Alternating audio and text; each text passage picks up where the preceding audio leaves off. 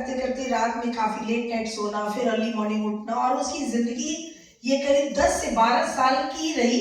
और वो ये चीज बहुत करती थी और उसको गिला शिकवा भी नहीं था, बट कहीं somewhere she was getting tired.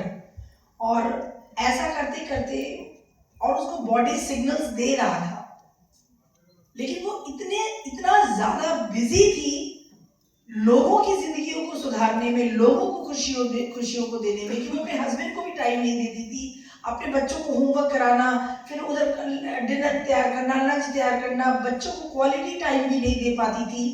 और ऐसा करते करते बॉडी उसका सिग्नल दे रहा था। एंड सडनली एक दिन वो काफी बीमार हो गई।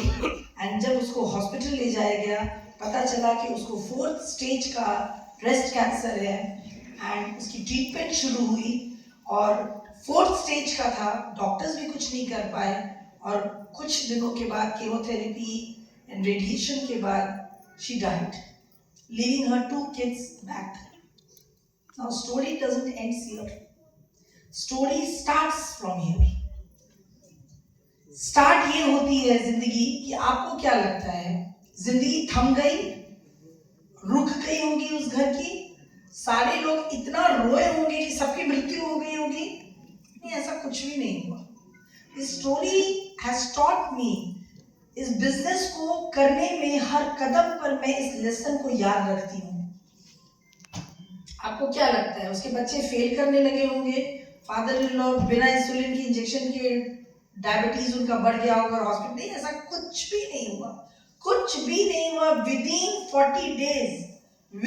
40 डेज उस घर में उससे बेहतरीन खाना बनाने वाली एक कुक आ गई, जो सुबह का ब्रेकफास्ट बनाती थी, बच्चों का टिफिन पैक करती थी, फिर वो दूसरे घर में चली जाती थी, फिर वो लंच के टाइम में आती थी, गरम गरम अच्छा स्वादिष्ट उससे भी अच्छा खाना बनाने वाली एक शोफर थी, वो खाना शेफ थी, वो खाना बनाती थी, लंच बनाती थी। फिर शाम में टाइम पर हस्बैंड के आने के समय में उसके हस्बैंड के पास इतना पैसा था कि उसने उस टाइम के हिसाब से कुक रखा था, गरम गरम बेहतरीन स्वाद वाला खाना बनता था।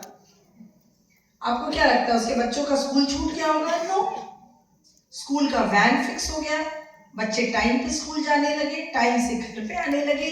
दे started enjoying the company inside the van.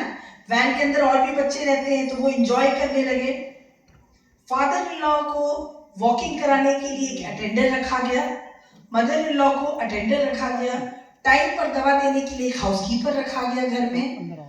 और आपको क्या लगता है उसके हस्बैंड ने दूसरी शादी नहीं की होगी? Where is that girl?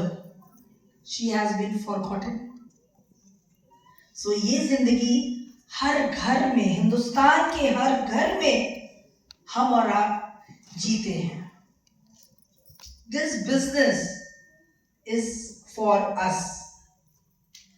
मैंने नौकरी करी, मैंने बिजनेस किया, मेरी बेटी अभी MNC कंपनी में गुड़गांव में कंट्री हेड है, छोटी वाली बेटी एक बहुत बड़े नॉइस कंपनी में असिस्टेंट सीनियर मैनेजर है।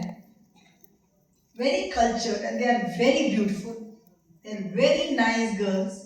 शी इज मोर टॉल, दोनों बच्चे मेरे 5'7.5" हाइट के हैं, वेरी ब्यूटीफुल।